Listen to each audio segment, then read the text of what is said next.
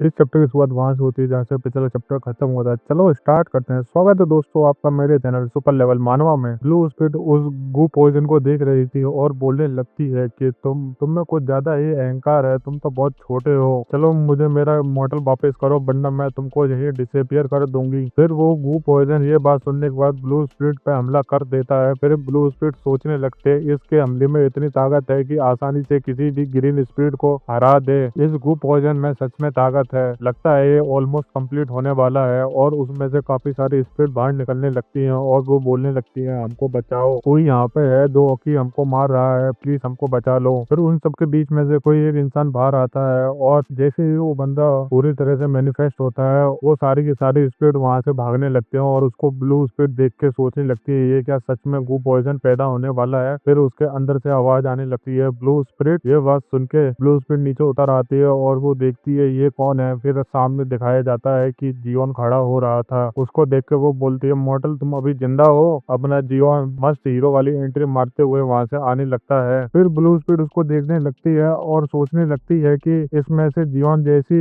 Energy बाहर नहीं निकल रही, इसके अंदर से गू पॉइजन वाली एनर्जी बाहर निकल रही है। क्या इस लड़के की बॉडी पे उस गू पॉइजन ने कब्जा कर लिया? फिर वो बोलने लगती है ये गू पॉइजन तूने क्या इसको खा लिया? ये बात सुनते ही जियोन बोलने लगता है नहीं। ये बात सुनते ही अपनी बेचारी ब्लू स्पिरिट थोड़ी शॉक हो जाती है और फिर अपने जियोन उसको बोलने लगता है उसने मुझे नहीं खाया, मैंने उसको खाया है। फिर उसको वो दिखाने लगता है देखो मैंने क्या करा। फिर वो अपनी पावर को दिखाता है। फिर उसको देख के अपनी ब्लू स्पिरिट सोचने लगती है क्या इसने सच में उसको पूरी तरह से खा लिया, और उसको बोलने लगती है क्या तुमने सच में उसको खा लिया? फिर अपने जियोन उसको बोलने लगता है हाँ जैसे कि तुम देख सकती हो मैंने उसको पूरी तरह से खा लिया। ये सब कुछ देख के बेचारी ब्लू स्पिरिट सोचने लगती है कि मुझे तो लगा ही नहीं था ये कर लेगा, लेकिन इसने उस गू पॉइजन को पूरी तरह से खा लिया है। इस लड़के ने कैसे मैनेज करा, ये भी बहुत बड़ी बात है। इस लड़के के शरीर में से कुछ ज्यादा ही एनर्जी बाहर निकल रही है। इतने में ही अपना जीवन बोलने लगता है कि मेरा पेट कुछ ज्यादा ही दर्द कर रहा है, ऐसा लग रहा है फट जाएगा। मुझे लगता है मैंने कुछ ज्यादा ही स्पिरिट को खा लिया, इस वजह से ऐसा हो रहा है। फिर ब्लू स्पिरिट उसके पेट की तरफ देखने लगती है और बोलती है मॉर्टल तुम अपनी एनर्जी को बाहर निकालो अभी की अभी। ये बात सुनते ही जियोन उसकी तरफ देखता है और ब्लू स्पिरिट बोलने लगती है तुम्हारा शरीर एक लिमिट तक ही एनर्जी को ले सकता है, उससे ज्यादा लिया तो तुम्हारा शरीर फट जाएगा। तुम्हें अपने शरीर की सारी वेसल को बढ़ाना पड़ेगा, उसके अंदर ये सारी की सारी डेथ क्यूआई चली जाएगी, वरना ये तुम्हारे शरीर के लिए सही नहीं होगा। ये सारी की सारी डेथ क्यूआई पॉइजन बन जाएगी और तुम मर सकते हो। ये बात सुनते ही अपना जीवन उस नदी में कूद जाता है और बोलता है चलो ठीक है ये बात है तो मैं अपनी एनर्जी किसी और को दे दूंगा। इतना सुनते ही बेचारी ब्लू स्पिरिट बोलती है क्या तुम क्या करने वाले हो? फिर जीवन वहाँ पे खोपड़ियों में एक खोपड़ी ढूंढने लगता है और उसको वो मिल जाती है और बोलता है कि ये रही वो। उसको देख के बेचारी ब्लू स्पिरिट देखती है कि ये क्या लेकर आया है। फिर जीवन अपनी डेथ क्यूआई को उसके अंदर डालने लगता है। फिर ब्लू स्पिरिट बोलने लगती है तुम अपनी सारी की सारी डेथ क्यूआई को इसके अंदर क्यों ही डाल रहे हो? धीरे धीरे करके उस खोपड़ी में जान आने लगती है और उसका बाकी का शरीर बनने लगता है। उस खोपड़ी को देख के ब्लू स्पिरिट सोचने लगती है ये तो इस सेंटर में रखी हुई थी ना। फिर अपने जीवन बोलता है हाँ। फिर वो धीरे धीरे करके मैनिफेस्ट होने लगती है। जैसे ही वो पूरी मैनिफेस्ट होती है फिर अपनी ब्लू स्पिरिट बोलने लगती है क्या ये लड़की है? ये बात सुनते ही उसका माथा गर्म हो जाता है और बोलने लगती है लड़की कौन, मैं तो एक लड़का हूँ। जैसे ही वो ये शब्द बोलती है फिर अपने आप को देखने लगती है और देखती है कि मैं एक लड़की बन चुकी हूँ। फिर उसको देख के अपनी ब्लू स्पिरिट बोलने लगती है क्या तुम लड़की नहीं हो? फिर वो बोलती है नहीं। फिर वो अपने जीवन को बोलने लगती है तुमने किस बंदे को रिवाइव कर दिया, छोड़ो इसको मार देते हैं। फिर जीवन बोलने लगता है मुझे लगता था कि ये कुछ काम आएगा, इस चक्कर में मैंने करा। ये सारी बात सुन के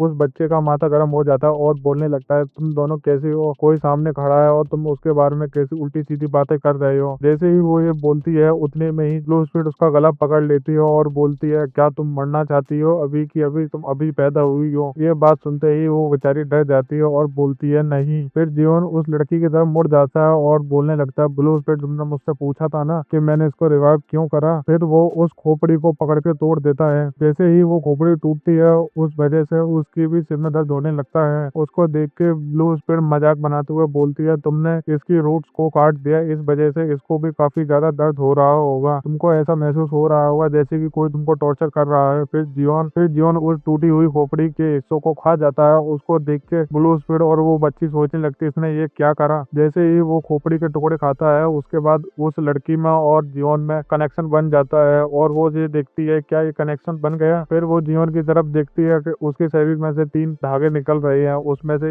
एक उसके पास आ रहा है, एक ब्लू स्पिरिट के पास और एक कहीं और जा रहा है। फिर उसको वो पकड़ लेती है और सोचती है नहीं, ये मेरे साथ नहीं हो सकता। फिर उस थ्रेड को पकड़ते हुए ब्लू स्पिरिट सोचने लगती है, इस थ्रेड का मतलब ये होता है कि तुम किसी के फैमिलियर स्पिरिट बन चुके हो, ये थोड़ा बेकार है लेकिन इसका कुछ नहीं कर सकते। जब मेरे साथ हुआ था मैं तो बहुत गुस्सा हो गई थी, मुझे भी अच्छा नहीं लगा था जब मैं इस मॉडल से जुड़ी थी। उतने में ही जियोन अपनी ताली बजाते हुए बोलता है, चलो ये काम पूरा हुआ। उस बेचारी बच्ची की आंखों में आंसू आ जाती हैं। इतने में ही अपना सीन चेंज होता है, कहीं पवेलियन में कोई एक मास्टर बैठ के ध्यान लगा रहा था। उसको कुछ महसूस होता है कि कुछ गलत हुआ है और इस मास्टर का नाम इंसियोक है। जैसे ही उसको महसूस होता है और वो अपनी आंखें खोल लेता है और सोचता है कि क्या सच में, फिर वो वहां से उठ के जाने लगता है और एक गेट खोल के उस पोर्ट को देखता है जहाँ पे वो पॉइजन बना रहे थे। वो पोर्ट टूट जाता है। उस टूटे हुए पोर्ट को देख के वो सोचने लगता है ऐसा नहीं हो सकता, पवेलियन मास्टर बहुत गुस्सा करेंगे, उनका गू पॉइजन मर चुका है, किसी ने उसको डिस्ट्रॉय कर दिया। फिर सीन चेंज होता है, अपना मार्क्स वाला सामान बैठा हुआ था, उतने में ही वो मास्टर आ जाता है। उसको देख के वो खड़ा हो जाता है और बोलता है, पवेलियन मास्टर क्या हुआ, क्या आप जा रहे हैं उस ट्रायल को रोकने के लिए? वो बच्चा काफी अच्छा है और वो सब कुछ कर सकता है जो कि मैं नहीं कर सकता, हम उस बच्चे को मरने नहीं दे सकते। ये बात सुनते ही वो पवेलियन मास्टर बोलने लगता है कि इस बात का कोई मतलब नहीं है, चलो चलते हैं, अभी किसी ने मेरे गू पॉइजन को खत्म कर दिया। फिर वो वहां से जाते हुए बोलने लगता है कि उस शिमिमोरियो ने करा होगा, उसने वहां से उस गू पॉइजन को खाया होगा। ये बात सुनते ही वो सामन बोलने लगता है, नहीं वो नहीं कर सकता क्योंकि वहां पे बैरियर आपने ही लगाया था, वो उसको पार नहीं कर सकता। ये बात सुनने के बाद वो मास्टर बोलने लगता है, फिर मुझे लगता है कोई मिथिकल बीस्ट आया होगा। ये बात सुनते ही वो सामन सोचने लगता है, मिथिकल बीस्ट। फिर वो एक जगह मुड़ते समय बोलने लगता है, तुम सारे के सारे अपने इक्विपमेंट को तैयार रख लो, जिस चीज की जरूरत पड़े सारी चीजों को रख लो, हमको जाना पड़ेगा उस ब्लड वैली में। फिर वो मास्टर सोचने लगता है कि चाहे परेशानी कोई सी हुई हो पर वो ट्रायल रुकना नहीं चाहिए, हमें चलना पड़ेगा ब्लड वैली में क्योंकि वहाँ पे कोई मिथिकल बीस्ट आ गया है। तो ये सारी बात सुन के वो सावन सोचने लगता है, इसमें मेरा ही फायदा है, हम इसका बहाना बना के उस ट्रायल को रोक सकते हैं। फिर सीन चेंज होता है अपनी ब्लू स्पिरिट पे। वो सोचने लगती है, मुझे बिलीव नहीं हो रहा है इस लड़के ने कैसे करा, लेकिन इसने कर दिया। फिर उस स्पिरिट को दिखाते हैं, वो बेचारी बैठे के घबरा रही थी। फिर अपना जीवन उसके पास आते हुए बोलता है, तुम्हारा नाम क्या है? ये बात सुन के उस बच्चे का माथा गर्म हो जाता है और उसको घूर के देखने लगता है। फिर जीवन अपनी पापा को दिखाते हुए बोलता है, मैंने तुझसे पूछा तुम्हारा नाम क्या है? फिर वो अपने दांत पीसते हुए और अपने सिर को जमीन में पटकते हुए बोलता है, मेरा नाम ग्यूसोआ है सर, और अब मैं आज से आपको मास्टर बोलूंगी। ये सारे एक्शन देख के जियोन और ब्लू स्पीड का मुंह बन जाता है और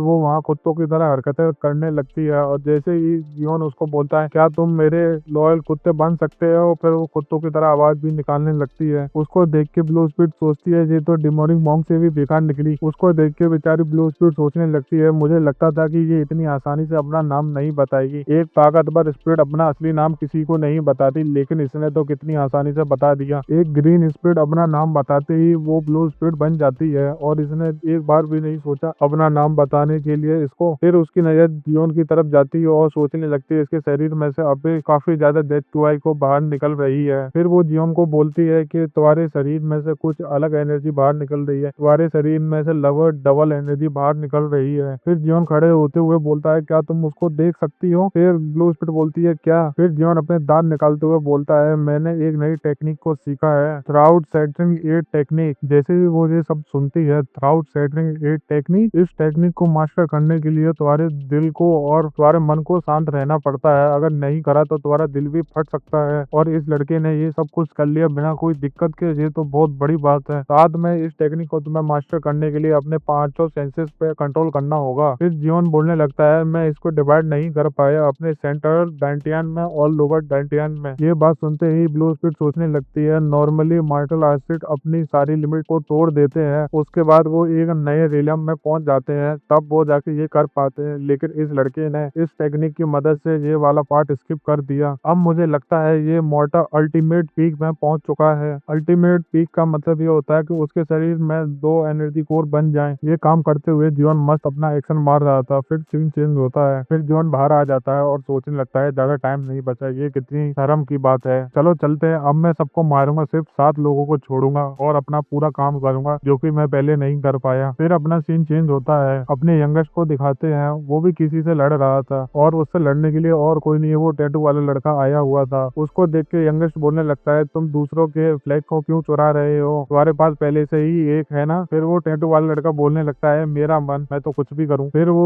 उस लड़की से बोलने लगता है, तुमने मेरा ऑफर को रिजेक्ट करा है इस पागल से लड़के के लिए, अब तुम मरोगी इसके साथ। अगर तुम मेरे साथ हो जाती तो तुम इस टेस्ट को आसानी से पार कर सकते, अब तुम मरोगी। फिर यंगेस्ट सोचने लगता है, ये लड़का ये क्यों कर रहा है, वैसे भी सुबह होने वाली है। फिर वो पीछे मुड़ के अपने साथियों से बोलने लगता है, तुम थोड़ी देर होल्ड करके रखना, वैसे भी सुबह होने वाली है और अपना ट्रायल भी खत्म हो जाएगा और साथ में हम सारे के सारे बच जाएंगे और इस टेस्ट को भी पास कर लेंगे। ये बात सुनते ही वो टैटू वाला लड़का बोलने लगता है, अच्छा अब तुम मुझे रोकोगे सनराइज होने से पहले, चलो ट्राई करके देख लो अगर तुम कर सको। फिर वो अपने साथियों को इशारा करता है और उसके सारे साथी आवाज करने लगते हैं। उसको देख के यंगेस्ट सोचने लगता है, ये क्यों पागलों की तरह आवाज निकाल रहे हैं। जैसे ही उसको याद आता है कि यहाँ पे एक बीस्ट घूम रहा है और वो बोलने लगता है, क्या हुआ, तुम ऐसे पागलों की तरह आवाज क्यों निकाल रहे हो, शांत हो जाओ। फिर इतने में ही वो बीस्ट वहां आने लगता है। उस बीस्ट को आते हुए अपने यंगेस्ट और उस लड़की ने देख लिया और वो सोचने लगता है, क्या ये सच में आ गया। वो सारे के सारे साइड से देखने लगते हैं और वो सच में यहाँ पे आ गया और वो देखते हैं कि ये पहले से बड़ा हो गया, पहले तो थोड़ा छोटा था ना ये। उसको देख के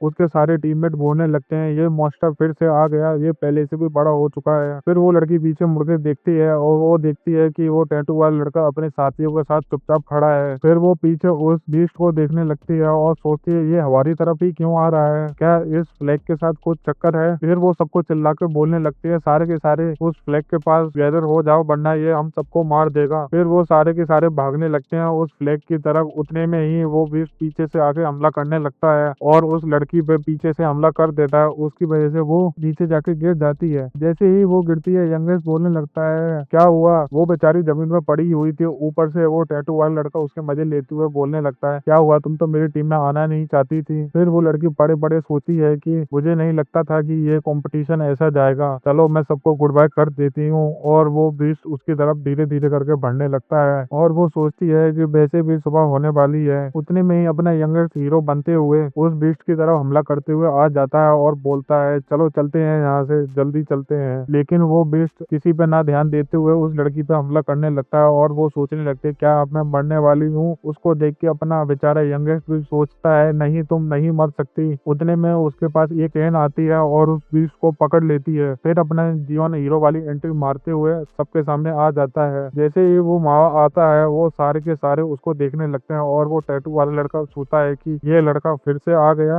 आते ही जीवन बोलने लगता है, अभी टाइम खत्म नहीं हुआ। ये बात सुनते ही यंगे सोचने लगता है, तुम इधर उस लड़की को दिखाते हैं, वो इन चैनों को देख सकती है। फिर जीवन अपनी नई फैमिलियर के साथ आ जाता है और बोलता है, मुझे जो चाहिए होता है वो मुझे मिल जाता है और हमारा चैप्टर यहीं खत्म होता है। अगर वीडियो अच्छी लगे तो लाइक करो, कमेंट करो एंड सब्सक्राइब भी करो।